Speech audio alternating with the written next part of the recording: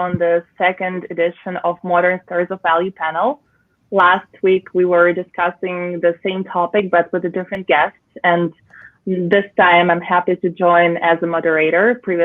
Last time, I was the guest as well. And it's really interesting to continue the discussion because previously we kind of dived into BTC as a store of value and its potential for the world economy. And it would be nice, it would be really interesting to see what other assets, what other stores of value there are, and maybe to try go deeper into some practical real world applications. And we will be discussing this topic with great guest, Alexander S. Blum from 2 Prime. Hi, Alex. Great to have you with us. David Weild. Hi, David. Pleasure to have you. Yeah, nice to see you again, Xenia. Nice to see you. And Peter Borovich. Hi, guys. So my first question, in case you didn't catch the previous panel, we started with discussing what stores of value do we have today in the modern world, especially in the context of pandemic, some perception of what actually is needed. Like it may be that USD as a store of value isn't fulfilling its functions. And we tried to go into digital assets to see their potential in this field. So I would want to ask you first, what's your definition of what actually a function of a modern store of value should be? And what's the closest asset right now that's fulfilling this function? David, can I ask you this question first? Sure, Xenia. I think that I'm not sure if you go and you look in the wake of the credit crisis, you'll find that almost every asset class declined in value, and so the stores of value didn't work because the demand side of the equation was constricting, was falling apart. And I think that's a little bit of what we saw today in the markets. The markets, it was a big sell-off because of concerns about increasing rates of COVID infection, particularly in the United States, and that maybe the economy is not going to come back quite so quickly. And if that's the case, then the demand side of the equation, has a lot of slack in it, and so demand for any kind of store of value or asset can go down. And so I think you saw a lot of sell-off. Even Bitcoin sold off today, and so I think that What I would urge people to do is you've got to think through the demand side of the equation, right? And even stores of value don't do particularly well. Right now, you would almost say that you'd be better off just sitting in cash, and that would be the best store of value for slack economies like we seem to be experiencing at the moment. But there are other kinds of investments that may appreciate just because they make use of this kind of an environment, and so I think it's going to take quite a bit of an analysis for people to kind of make sure that their money is in places that retain and maybe even appreciate in value over time. Definitely, Alex. Right now, you're at 2 Prime are working on a token that actually represents is a potential different alternative store of value. Based on what David just said, what would be your answer to this question? Yeah, thanks, Xenia, and thanks for having me on. It's a pleasure to join. So I think to take a step back, there's a question of value. What is value to begin with? What you may like a house, and I think a house is a junk, right? And so you may be willing to pay more for it than I'm willing to pay. And so on one level, a very abstract level, a store value or a place to hold value is subjective from person to person. If you're dying of dehydration and I have a sink next to me, water, you're going to pay a lot more for water than I'm going to pay for water, for example. So I think on one level, there's a question of how we assign value and what it means. I think to get less kind of cute and abstract, when we're talking about stores of value, it's things in monetary terms that remain the same, or as other conditions change in society, either stay the same price or go up in value. And especially when right now we're seeing all this money printing, so if there's more money and something stays the same price, it's actually worth less in a certain sense, just by logic. When I think over history, we used to use shells. As technology developed, we used gold. Now we use US dollars because of the printing press. We use a Bitcoin for some people. And I think the characteristics that have been refined and improved over time is one is access to it throughout the world. So like the US dollar digitally becomes more accessible than gold, for example, which is heavy and hard to carry around, which is even more difficult to access than like shells, which we used to use a long time ago. There's like being able to verify that it's real. So like I can counterfeit a dollar, I can counterfeit gold, but it's increasingly more difficult with more sophistication.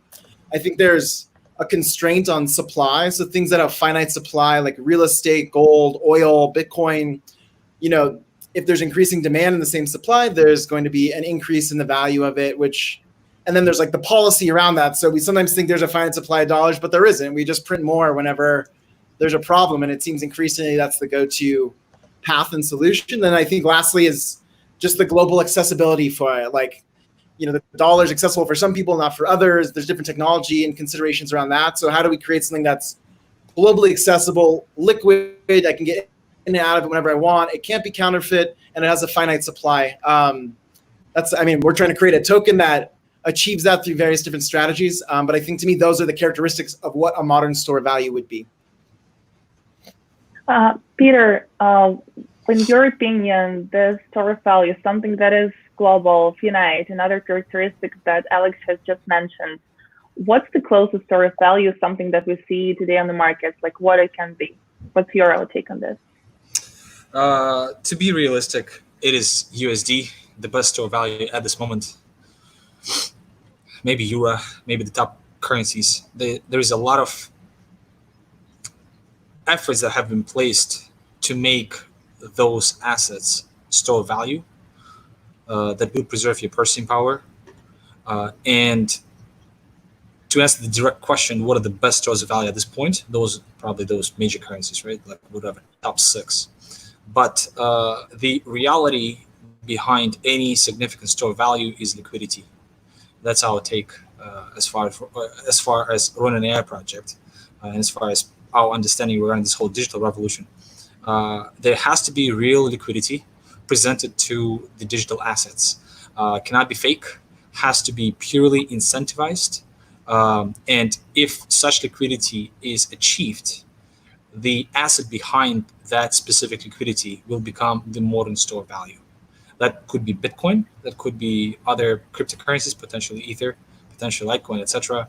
Or that could be some new cryptocurrency or digital asset that is specifically backed by liquidity, and Tether and all the other stable coins will never be that store of value from that specific perspective. David, you were previously Vice Chairman of NASDAQ. What would you say to Peter saying that that USD is the best store of value at the moment, and there's no potential for digital currencies to actually get there at some point? What do you think? I don't know. I don't know that there's no potential. But I do agree with Peter. I said that that it might be better just to be in cash right now, which from a U.S. centric position means be in the U.S. dollar. Now, if people start to have concerns about the banking system, which is where people typically park their cash, though, many times they move money into treasuries because it has the full faith and credit of the U.S. government behind it, and that ended up actually. We had a period of time in the wake of the financial crisis very quickly where treasuries actually traded to a negative rate of return. People were willing to basically pay the government to hold on to their money because they knew that it was probably the safest place to be in that treasury bill. So, but I think Bitcoin's a little bit different, right? I think at some point the question really is, when does institutional money start to go into Bitcoin? And I don't call that a store of value. I just think that some people, if you have a flood of Bitcoin of institutional money at some point that starts to come into the market, it could drive up the value of Bitcoin because there's a finite supply, and that's kind of very different. It's not a store of value; it's an appreciation play, and that obviously you didn't see that today because of the sell-off. But when you end up with supply and demand imbalances, you see that take effect. And Alex, what could you say, if you could contradict, what's your opinion? And is it possible to be in the same camp, so to say? Can you compare, because obviously when you're trying to build a token that presents like a good alternative to the traditional financial system, traditional source of value. But can you say that like it's just as good, or would you say that still digital assets are potentially better? So I think that there's trade-offs. It's not like one is better, and or it's really a question of better for who in what context, right? So Bitcoin has programmatic monetary policy, essentially. Like every certain amount of blocks mined, there's a halving, there's a certain finite limit to how many Bitcoins are created. There's a specific way that they're created under certain conditions, certain way to win them, certain way they're distributed and verified that, you know, in reality could potentially be changed, but it's very, very unlikely to change. But there's no government, there's no military enforcing it, there's no assets underlying it. And so you have this purely abstracted sort of technical solution to it. And then I think on the other side, you have effectively, I mean, I think when we say the full faith and credit of the US government, what basically we're saying is the military power of the government to enforce rules both internally and prosecute people criminally and globally enforce our power so that the US dollar is still valuable. So we can print a bunch more and still say, hey, we have, you know, a bunch of weapons, you're going to accept our dollar. Alex, can I jump in a sec? So what about gold and what about dollars themselves? Aren't they theoretical as well as Bitcoin?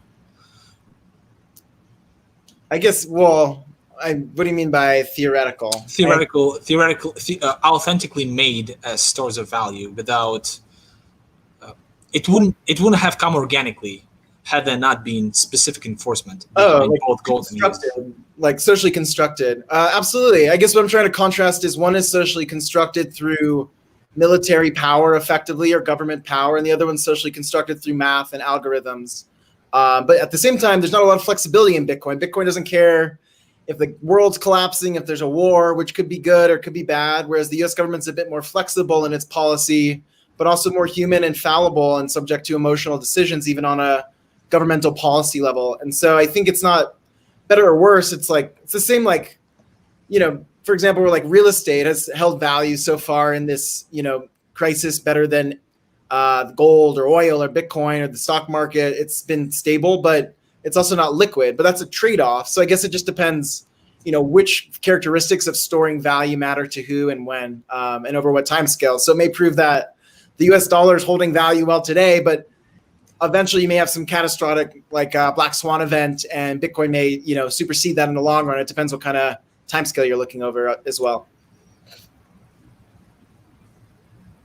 David, you were going to say something? Well, I you know, look, there's some, you know, subtle differences that are actually really important. You know, when you have a fiat currency, it's legal tender, and it's, you know, you're required to accept it, you know, for payment in a country. You know, gold actually has utility. You know, it's used in jewelry, it's used industrially. There are other purposes for it as well. It also is pretty darn hard to move around, and it's very heavy, right? So it's got an element of it, which is it's a store of value. It's attractive to a lot of people because it does have an intrinsic, you know, an intrinsic value, intrinsic use. But you know, it's when, if you look at when people, you know, in the Holocaust, you know, took money out of Jews took money out of Germany. A lot of it was diamonds. They fled with diamonds because they could be transported against, you know, easily, right? Utility is it's going to fact stance analysis. It's nothing static. It doesn't, you know, nothing is permanent. I think, as Alexander mentioned, I would say though, a lot of it has to do with the prism that you look at, the lens that you look at through things. Because my view of what I need to do if I'm in Venezuela with an inflation rate which is over 2,000%, you know, obviously, if I can get my hands on whether it's U.S. dollars or Bitcoin, either one of them, as a store of value, I'm going to be much better off than than holding something in a hyperinflation economy. The flip side is that there are nation states now that are in a deflationary, you know, spiral, not so extreme. So, you know, it depends where you are, and if it's deflationary, you know, the best thing to do many times is just to sit on the currency, right? I have a question that's related to this probably. Right now, like in news, we've been hearing something like the position that Congress has on like about digital dollar hearing. So I want to ask this specifically in the U.S. perspective. If actually, like you mentioned before, that probably U.S. dollar is still a best store of value, but what if we make it digital? Or it doesn't really change anything? Like what would be changed, and would it become even a better store of value if we have the central bank issued digital currency? Well, digitalizing the currency creates utility. It makes it easier to move currency around much more cost effectively, very efficiently, and cross border. So, I think at the point that the United States gets around to issuing a stable coin, if you will, backed by the U.S. dollar, my guess is there'll be quite a bit of demand for it, and it's going to cut a lot of transaction costs cross border. And my guess is that all the major currencies at some point, their governments may take some longer than others, will have their central banks issue some form of a stable coin in their currency. I'd be shocked if they don't. But, in some respects, right? We use checks, we use travelers' checks, we use credit cards. This is in some form just a new way of being able to make payment, to move currency around, to move value around, and it just happens because it's all bits and bytes. It can be very, very efficient, and so for that reason, I think that you're going to come to a day when people are going to be paying with dollar backed or Deutschmark backed or Swiss mark backed stable coins electronically. Off of their iPhones, and I think it's fairly clear to most people that it sort of has to happen. It's just a question of when central banks and governments get their act together and embrace the new technology. But I think it's fairly obvious to most people.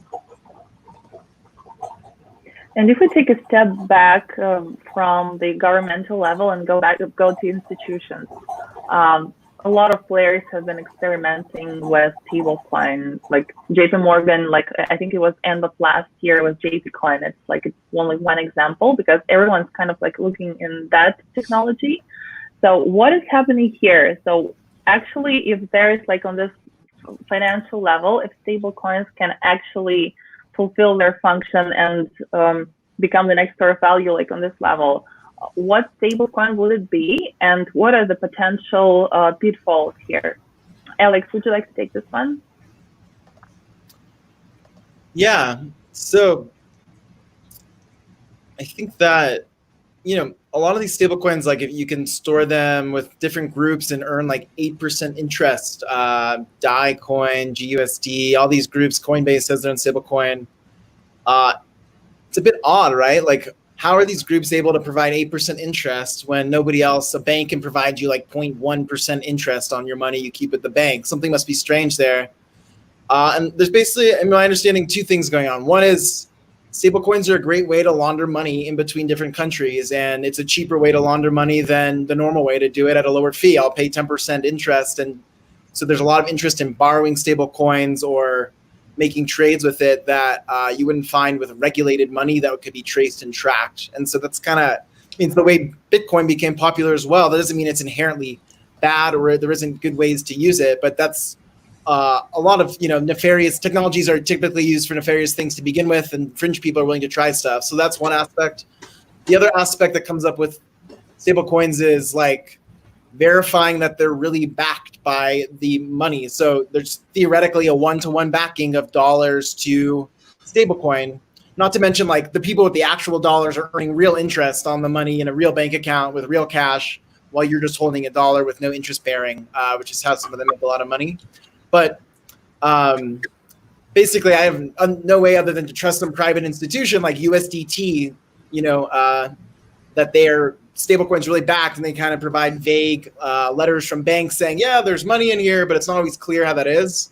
And if I had a stablecoin, everybody, and I could print $100 million, and I only had 90 million, that might look kind of attractive, and there might be ways for me to justify that through market making activities and like the government through Basel regulation requires much less than 90% or 100% backing of banks in order to back it. But again, the US dollar is backed by a military, and USDT is just backed by some dudes and some computers. And so I think the two main things are, what are the uses for it? And then the second one is verifying the, real backing of it over time and how that's managed soundly. Peter, what would you say to this? Okay, so this panel, or whatever we call it, show, I was told not to call it a podcast because apparently the podcast doesn't have video. That's true. This whole panel, I mean, I saw this same panel in 2017, just different faces. Saw the same panel in 2018, just different faces. Well, some very similar faces. David, I mean, I've seen you a lot. I mean, Alec, I've seen you a lot. I heard you a lot, all over LinkedIn. We are still trying to talk about the same boring stuff of how this whole digital whatever controlled by the same exact whatever players is going to revolutionize something. It's not going to revolutionize anything. And I do understand that some of the listeners, well, not in the crypto world, but some of the listeners are very comfortable with how things are. And things are working in the following fashion. If you have access to initial capital, your life is set. If you do not have access to initial capital, you're screwed. So what people who have access to initial capital do, they try to prevent others from getting access to that capital through regulations. So when we say, hey, let's do a new digital dollar by the US government, great, let's do that. So now everybody will have to pay 110% of taxes that they used to pay. No way out of IRS, literally. Everybody's tracked fully. Everybody's known what's going on. I mean, Facebook alone, that information gave so much influence over the population. And I do apologize for bringing this whole political bullshit. But, I mean, Corona disappeared apparently. Like it just doesn't exist. I mean, now it's the this whole political movement for the upcoming election. I mean, when people in the UK and France and Germany are protesting against police brutality in the US, that's like nonsense. That's like, what the hell is going on? Like, with all due respect. And before that, 3 months of that was Corona. And through media, they're able to influence us so much by just knowing what we like on Facebook and what we comment on Facebook. Imagine they actually have access to the cash flow, to what we buy, not to what we think we buy, but exactly what we buy, what we spend our money on, what are our interests. We are totally screwed. So when we had similar panel 2-3 weeks ago, when people said, well, digital revolution, blah, blah, blah, stable coins are great. Well, stable coins are also crap because, I mean, they're just doing the same exact thing as the dollar is going to do, as the digital dollar is going to do, or digital yuan is going to do, digital yen is going to do. What needs to change is the entire consensus mechanism, the voting rights. So it cannot be that we are selecting one congressman and that congressman is making a decision for 50 million people. It's just not proper. And the only way how consensus can be changed if more and more people are actually making day-to-day decisions regarding their own future. Absolutely. The decision-making cannot be outsourced down the line if the system needs to be changed. And I'm not here advocating specifically for Bitcoin, but if anything needs to be digital when it comes down to currency, it definitely needs to have something very similar to what Bitcoin already has. Maybe not Bitcoin per se, although it's a great, whatever, asset or currency, whatever you call it, but it needs to have different decision-making and incentive mechanisms placed in to allow larger population able to make their future decisions. If this is not done, all the conversation about digital dollar is just extra control. Like, does not excite me, and that's not why. Well, I'm pretty sure that's not why you guys in this space either. It's not that we're Che Guevara's and we gotta freaking take AK-47s and protect New York City from the intruders, but we. In my opinion, we're here to really participate in a new reallocation of wealth and make that more even. Despite that sounding a little bit more socialistic, it's really what the world needs at this moment. That's my take. Thank you, Peter. Alex, would you like to briefly tell us about FF1 that we're working on at 2 Prime? It will be interesting to hear like what you're doing, like how does it answer like this requirements that Peter and David outlined. Yeah, I'm happy to sell you our token in a minute, but I just think what Peter said was really interesting in that there's, the money and what it's backed by, and then there's the policy decision-making behind it. I think here is a good point, and I agree completely. Like, if you think it's scary, just big corporations, the government having our data, imagine having oversight over every single purchase we make and the ability to rescind or, allow for that, allow what you can buy, what you can't buy. I think increasingly it seems like this fantastical scenario that seems more and more not fantastical, just the same way we've seen encroachment of surveillance over time. Initially, it's used for good, for protection, but it never goes back to freedom.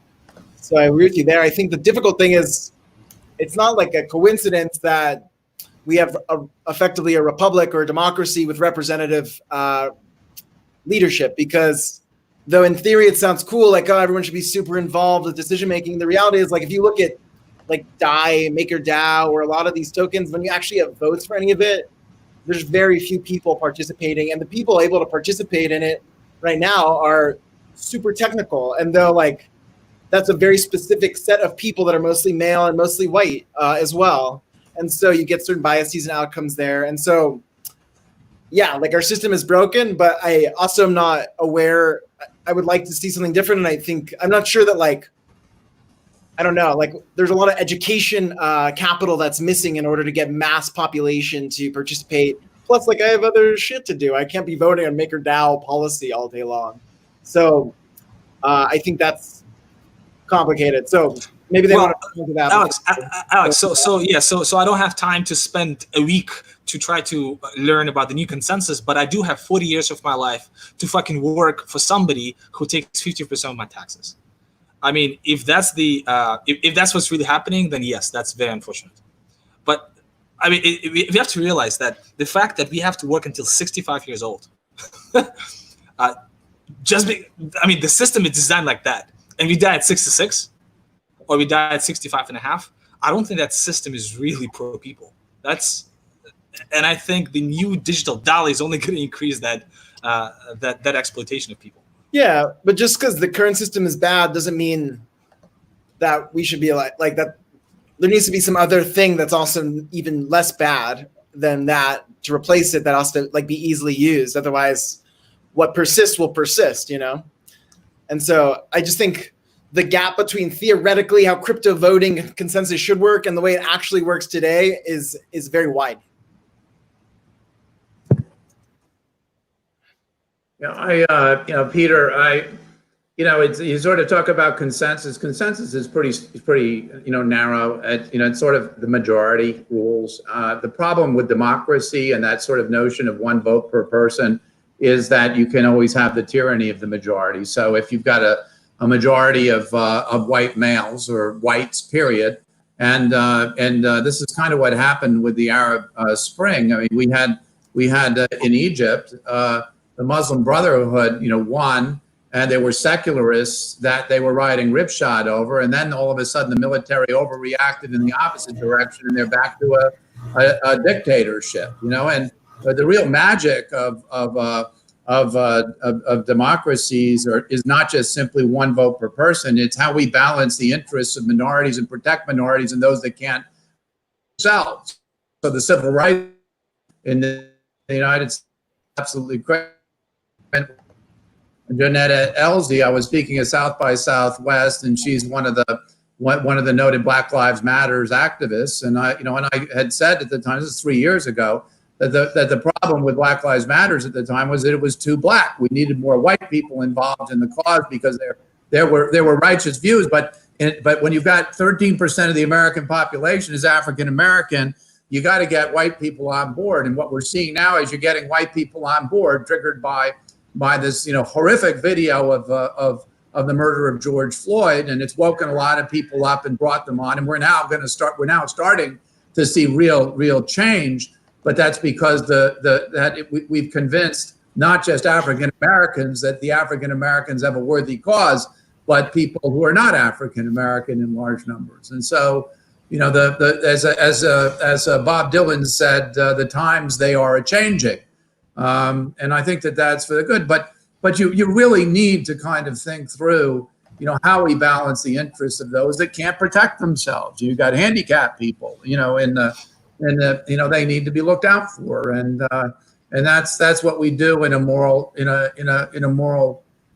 society. And it's not just simply this overly simplistic notion of one person, one vote in a democracy, which gets popularized, but I really don't think that that's what is the real magic behind an effective democracy. David, we have 95% of handicapped people, if you really have to say that. Like, let's not go into this minority stuff. We have 95% of people who have to work until they die.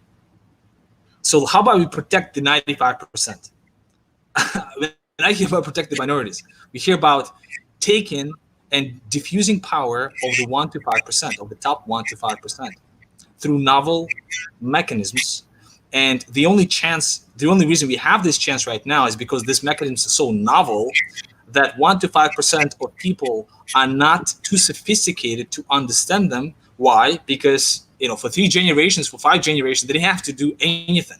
I mean, the system was working great as a self-sustainable mechanism. Now we have a chance to change that. So what I'm trying to say is, let's change that.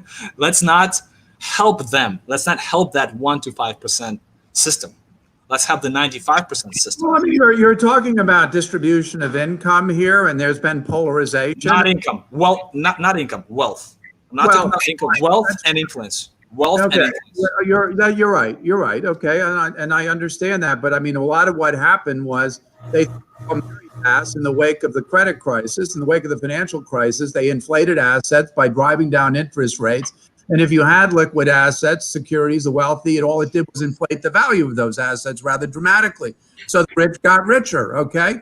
But, you know, then the question is, what are the alternatives? And I think that that's what people are sort of, you know, discussing, you know, and it's all about capital flows. I would tell you that, you know, people sitting on their butts and doing nothing after the age of 65 is a recipe for people to die young. People live longer when they stay involved and they stay engaged and they work. My dad just was a graduate of Yale Law School, just retired at the age of 90 from the practice of law. And I will tell you that one of the reasons why he lived and he's done as well as he's done is because he didn't retire at the age that my grandfather did. So, you know, we have to kind of restructure. People are living longer. We haven't changed the age of retirement, right? Frankly, we should probably be moving it out from the mandatory retirements from 65 to 75 or even older, because people are living for many, many years into retirement.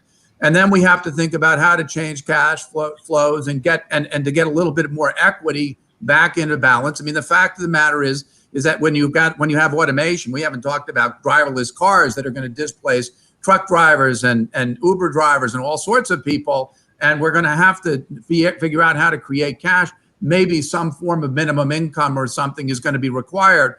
But, you know, these are deep problems that are going to have to be thought through. And it's not, you know, it's not something that anarchy is going to solve. I mean, why not? Why not? Why anarchy is not going to solve that? Why anarchy is not going to solve that? Why? Because then there's blood in the streets. There's no rule of law, and it's the dumbest damn thing on the face of the planet, Peter. I mean, that's not the definition of anarchy. Anarchy is not chaos. What is then? Define anarchy for me, because anarchy is no government, no centralized government. It's crazy. There's no rulemaking. Okay, I mean, you need something. There's rulemaking. There is rulemaking, just like in Bitcoin. There's rulemaking. Where's the rulemaking? There's no government. Where does it come from? There is not centralized government. There's a governance system that is approved upon by the community, and there are smaller communities. So it's not. I mean, the system, the whole concept of the government is not the only governance system that existed successfully throughout history. There have been successful communities. Somewhere else in the world, prove it out before we take your grand experiment and blow up the rest of the world. Historically, absolutely, there have been communities that survived successfully without having a centralized government. Absolutely, maybe not in the last 1,000, 2,000 years that built that entire system. Absolutely, but they did exist before. And I'm not talking about the pre-Egyptian times. I think 2,000 years old. It's not necessarily going to, you know. I wouldn't want to bet everything on something that hasn't been tried in recent history. I think it would be, the risk of failure is just not something that I think most people would want to tolerate. Right, but we're not talking about a specific revolution to move to something unknown. We're talking about a slow evolutionary change towards more cognizant, more self-aware individuals, and that change is or must happen with digital revolution slowly but surely. So we're not talking about, hey, no government tomorrow. That's gonna be dumb. I mean, I'm using USD right now, right? I'm probably going to be using USD in the next 10 years as well, despite me being a pretty big proponent of cryptocurrency and digitalization. We're talking about a bigger revolutionary change by introducing projects that really do matter because they do support the decentralization, the diffusion of power notion. So if we are here just to support a digital dollar, again, we are not helping that evolutionary movement. That's all I'm here to say. Peter, governments are very good at asserting jurisdiction one way or the other. I mean, this notion of people, selling crypto back and forth or whatever it is back to themselves and avoiding detection is complete malarkey. I mean, I've been back with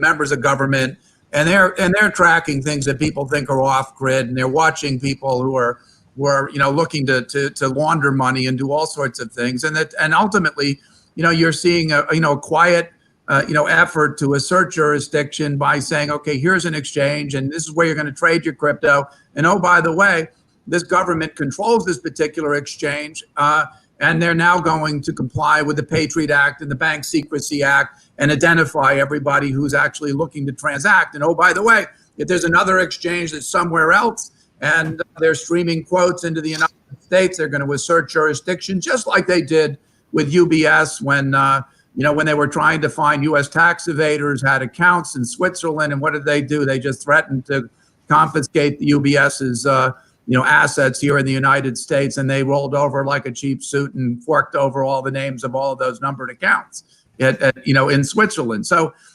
at some point, most of these sovereign states are going to, who have an interest in protecting people from drug traffickers, from human sex traffickers, from people that are looking to fund terrorism, are going to find ways to control the peer-to-peer, if you will, trading in cryptocurrencies. And I wouldn't be, just like if you think about automobiles, right? You can drive an automobile without pollution control equipment, a catalytic converter in the United States, but at some point you're going to get caught doing it. I mean, just like you can have cyber wallets don't give you an audit trail, but at some point the U.S. government could wake up and just simply say, we're going to make it illegal for anybody to have a cyber wallet that doesn't provide an audit trail to the U.S. Treasury, and just ping all transaction information, calculate taxes that are due, and so on and so forth. There's a lot of ways that legislators, when they wake up, they can start to assert jurisdiction and control over these things that they haven't done. So I don't think that the anarchy thing is going to work very well. I think it's going to end pretty poorly. But I do think that the technologies that underlie it and the investment that goes on is really rather extraordinary. It's not revolutionary, but when you look at blockchain businesses, that can be embedded on tokens, you should be able to make private markets easier to transact. You can actually trace back in supply chains things much more cost effectively, so that if there's E. coli in lettuce, you should be able to find exactly what farm it came from very quickly to run it down and save people. And there's a lot of great uses for the technology. The decentralized ledgers and having nodes interspersed does help you insulate yourself from the loss of an entire system in one place. There's a lot that the technology can be used to do to provide real good. But I don't believe for a second that governments are going to give up their authority, that anarchy, unless you prove out an anarchist system somewhere in a smaller place, test bed, and people start to say, hey, this is a better way of doing things, and then they're going to start importing it. Everybody wants to improve, I think, or many people do, but it's got to be tested somewhere before you put everybody, flip a switch and think everybody's going to adopt some radically new approach to governance. 100%. Alex, sorry for keeping the floor. Just last comment. Will anybody actually go to jail or be punished for having absolutely zero protective measures against COVID-19? That's my question. That's the problem with the centralized government, because nothing will happen. And we all know that. Nothing will happen. Whoever's in power, nobody will be punished. They'll say, well, we didn't count on this. It's a black swan event. And then the black swan will be coined as some other term. And that's a problem. That's a real problem. Well, I actually think that it's we've made it into a bigger problem out of fear than it actually is. I mean, there was a piece that was just done by a 506c not-for-profit physicians register that tracks this stuff, and it was talking about the fatality rates that are calculated at 0.26 for COVID, and a typical flu, may be closer to 0.16. So it's not dramatically higher in terms of mortality or fatality, but we're treating it like it's the Spanish influenza of 1918. It is not. The Spanish influenza of 1918 had a mortality rate of something 1.9%. It was dramatically higher than COVID is. And so, the other thing is that we have a good idea of who the most vulnerable are. And we could have done a lot of work to take the people that are most vulnerable out of the population and sequestered them and supported them with the National Guard and let everybody else, get back to work. But we didn't. But the fact of the matter is that COVID-19 statistically is not as bad as the press has seemed to make the thing out to be. It isn't Armageddon. Armageddon is going to be if we don't get our butts back to work and we start supporting the economy, because then we'll have famine problems, poverty problems, and other things associated with it. And, it really isn't that much worse than another really bad flu. At least from a fatality perspective. Getting back, it's in this context, in the context of COVID and pandemic, what new light does it shed to us to some of the problems? Because we have an interesting comment from former Temple Series 24 compliance officer saying that some of the discussion sounds like a solution in pursuit of a problem to solve. And it's interesting that COVID might have actually provided a real problem. And in this context, of the recent pandemic that really was canceled, it wasn't even there. So it's really peculiar to watch it unfold right now and be replaced with something else, the racial war, almost like that. So Alex, what do you think about what are the real problems so that we won't create something, all of those trying to create something new to actually benefit the economy, benefit the society? How not to get into this trap and create something that the world doesn't need? And what are the real problems that we're trying to solve? I think that, in the context that we're talking about, there's this global amplification of fear through the way that we communicate globally through media that tends to move people that are very emotional animals, even though we want to pretend that we're rational. And then financially, in the context of finance, things react unreliably.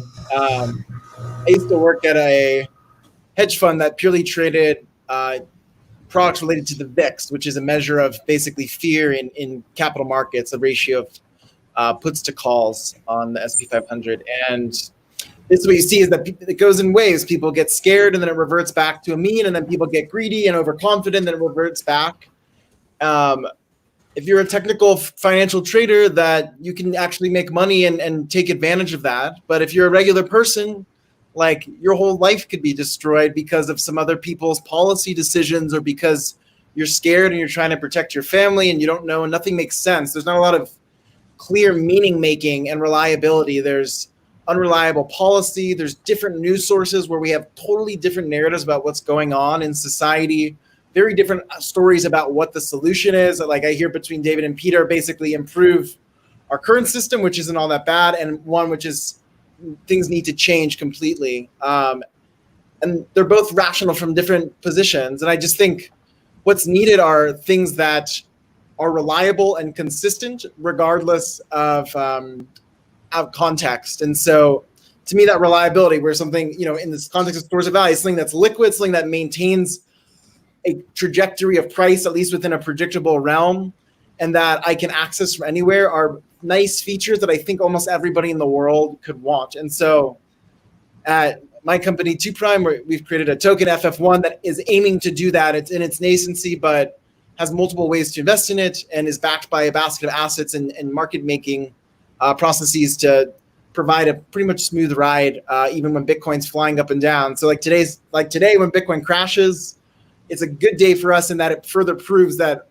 our token basically slightly grows because more people are buying a finite supply of something. And so that's what we're trying to figure out as a solution. But I think those characteristics of reliability in a world that no longer really makes sense from multiple positions is what's needed.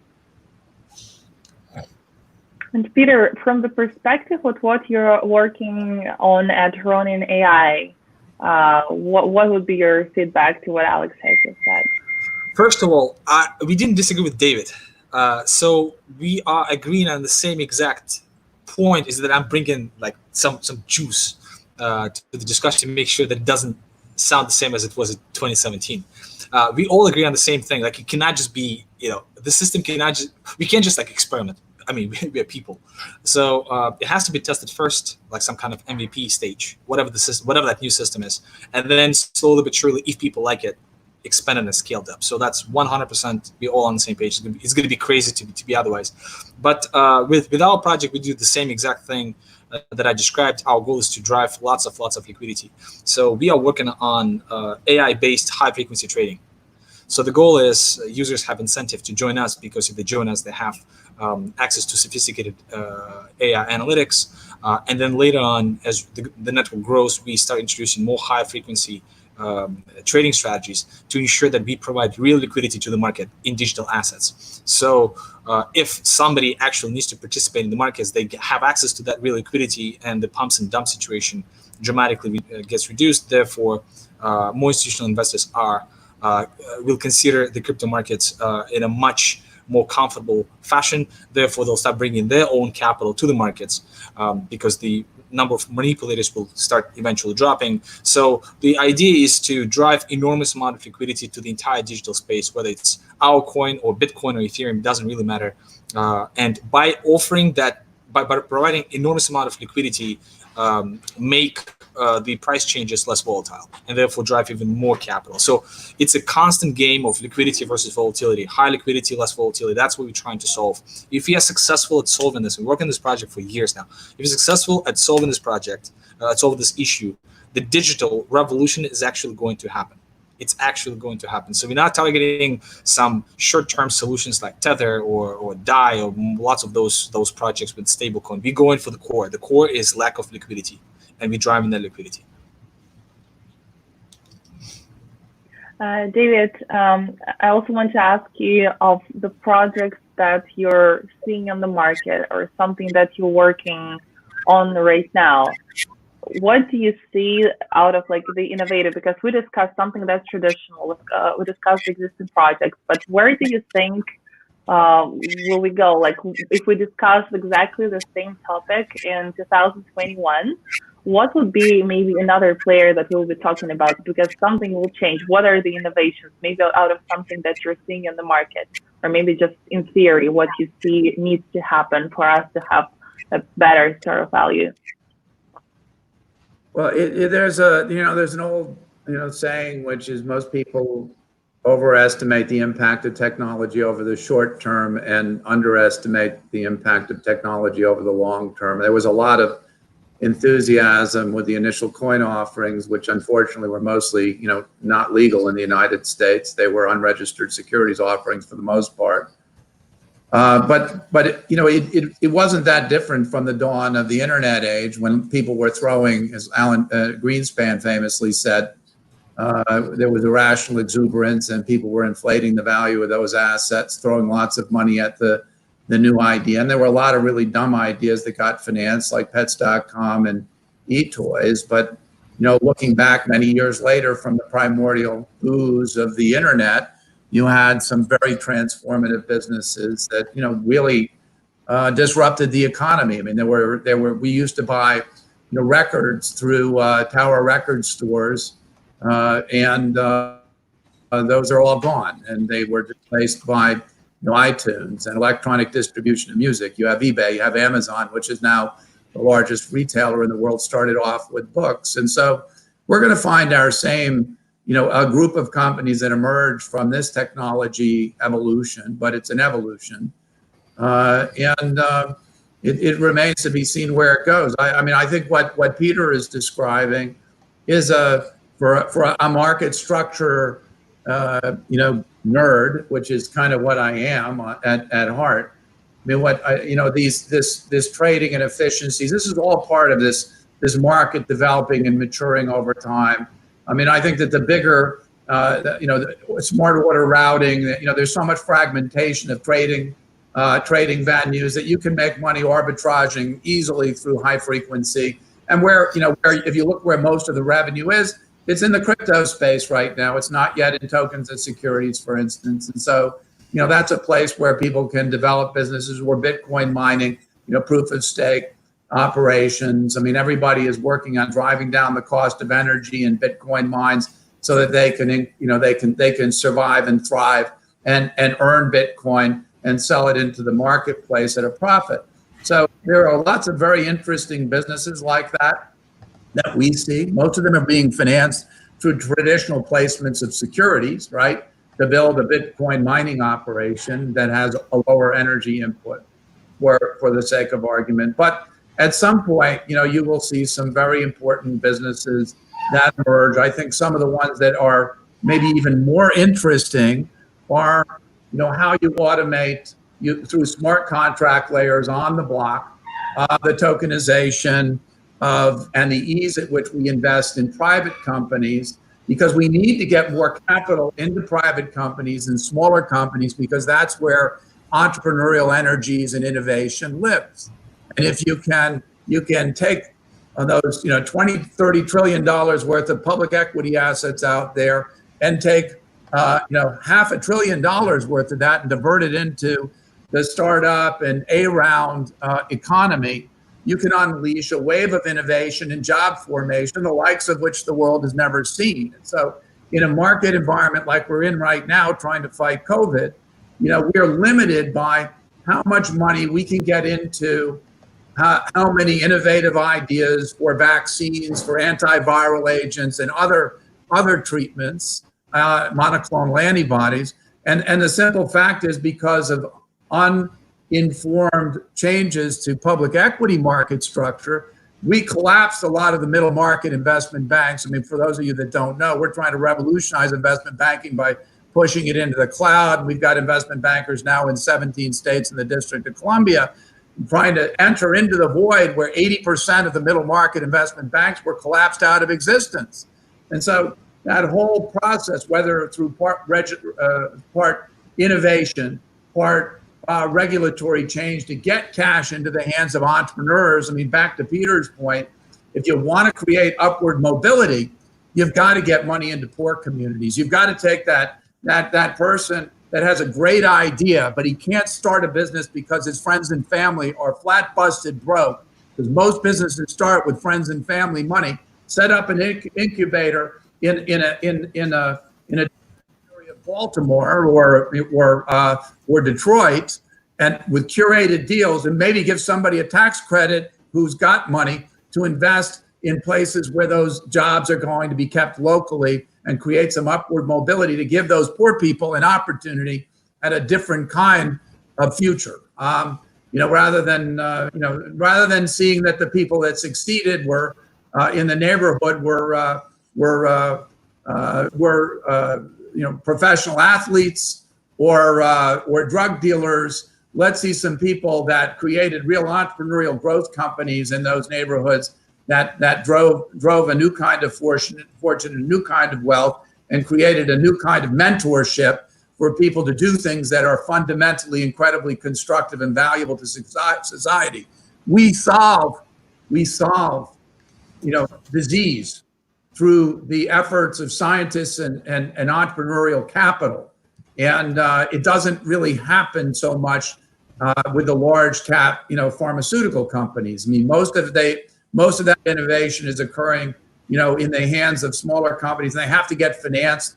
That financing is the lifeblood of our future, in my humble opinion. And it's why that I really strongly believe in the entrepreneurial class and figuring out how to get capital into their hands and making sure that people are properly educated so that they can better contribute. Thank you, David.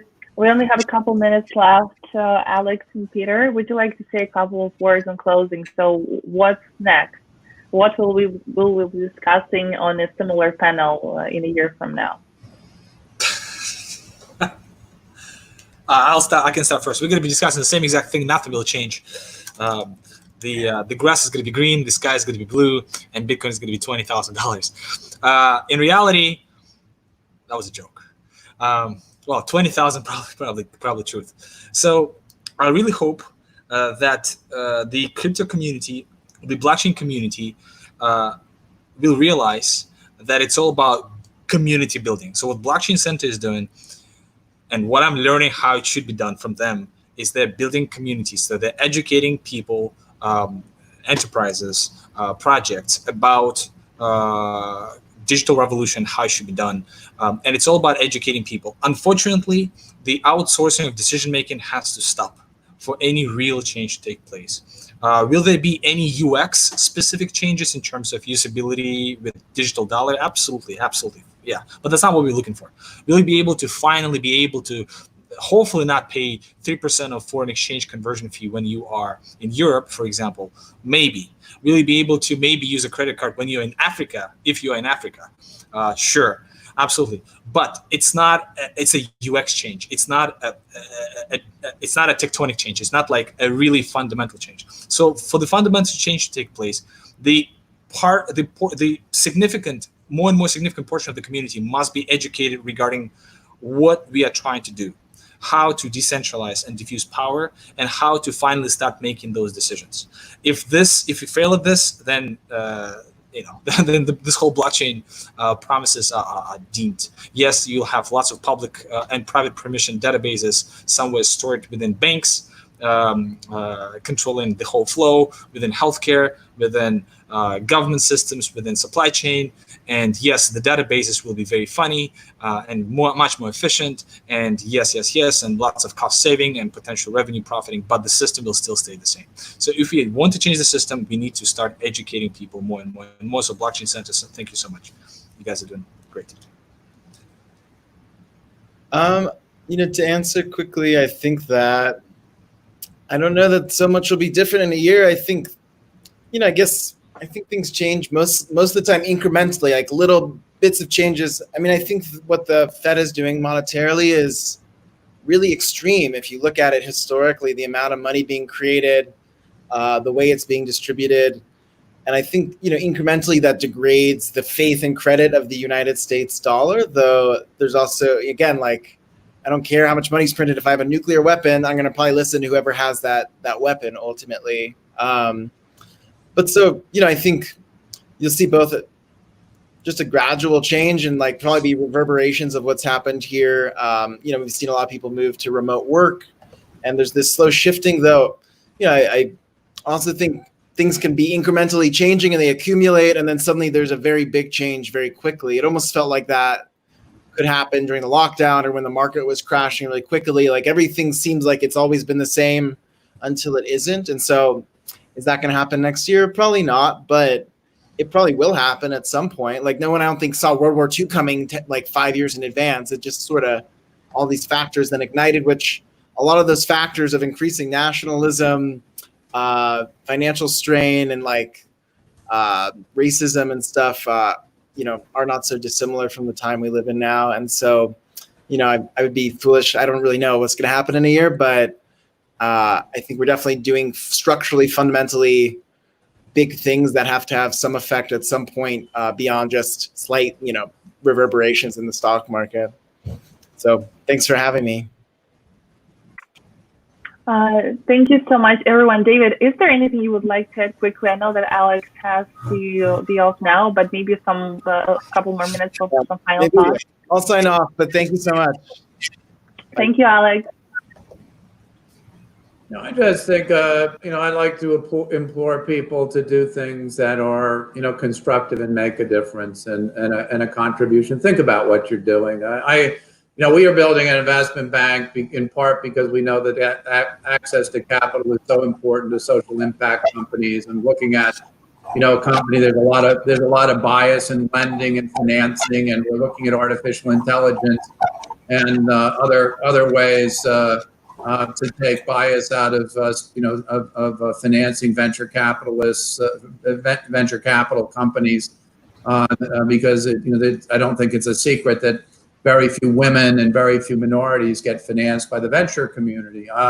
We're looking at I've got in my inbox a bank that lends preferentially to women.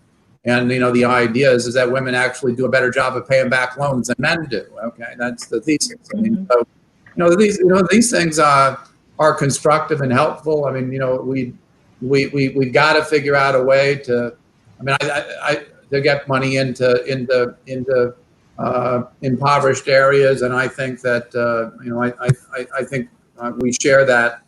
That view that there needs to be some upward mobility, and you can't have this massive polarization between the have-nots and those that are ultra uber wealthy for that matter. And I think it's high time that everybody kind of gave thought and tried to contribute to finding solutions to these problems. We've got to figure out how to take CO2 out of the atmosphere, and I'll bet you a gentleman's dollar that solution is going to be found from entrepreneurs and engineers and scientists. We're going to figure out a cost-effective way to reduce CO2 in the atmosphere and solve the global warming problem.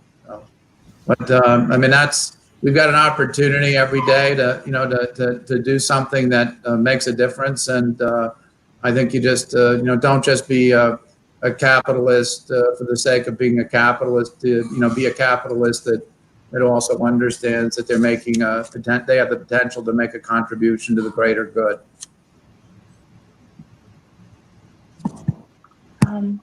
Thank you so much, Peter. Is there anything else you would like to add? Because we kind of had your final words, but maybe in response to what David just said, and then we'll be wrapping up. Well, again, I think everybody needs to start educating themselves about the new digital world. That's my main point. You guys you have to, if you want to leave something for your children, you need to start educating yourself. The system, just like any other system, it's not perfect. It's great, but it's not perfect. It has lots of bugs, and it's not working for most people. It does not work for 95% of people. It doesn't, especially outside the US and outside of the developed world, which is 1 billion people. The other 6.5 billion people are just struggling. So the current system does not work. The way to change that is through education. So you need to educate yourself about what the new technology is, how to use it, what are the applications, start building communities around it, and start building marketplaces around it. So the community and the marketplace are probably key, and the technology will just service those communities. So that's what we're trying to do. I completely agree. Hey, there's a great company out there that's in the digital space. Everybody knows CeeLo, and heard about it. I mean, look, it's a platform that's going after the 1.7 billion people in the world that don't have bank accounts, and trying to get them. I mean, they're so dirt poor for the most part that. By cutting out the transactional costs and allowing people to effectively have currency, because most of them have cell phones, that they'll actually be able to get on the grid and maybe, be part of the greater world's community and actually develop some store of value. Talk about just tying it into the whole theme of this. I mean, how do you create or store any value if you don't have a bank account or you don't have some place to keep it, and you're not on the internet, except through your cell phone? So that's a very high-minded, if you will, crypto solution. And they also know that, for instance, that people that are on these little devices these are stripped down devices for the most part in the developing world, and they have to be very light interfaces because otherwise their power consumption exceeds their ability to pay for even that power. So there's a lot of people in this community that are actually doing things that I think are incredibly constructive and thoughtful and uplifting, and that's certainly one of the companies, C Labs, and so. Definitely. Yeah, thank you for sharing this example. All right, everyone. Thank you so much for joining us today for part 2 of Modern Stores of Value panel. It was a great discussion. Yeah, thank you so much. Yeah, thank you, Xenia. Nice to see you, Peter. David, nice to meet you. Bye-bye. See you guys. Bye-bye. See you.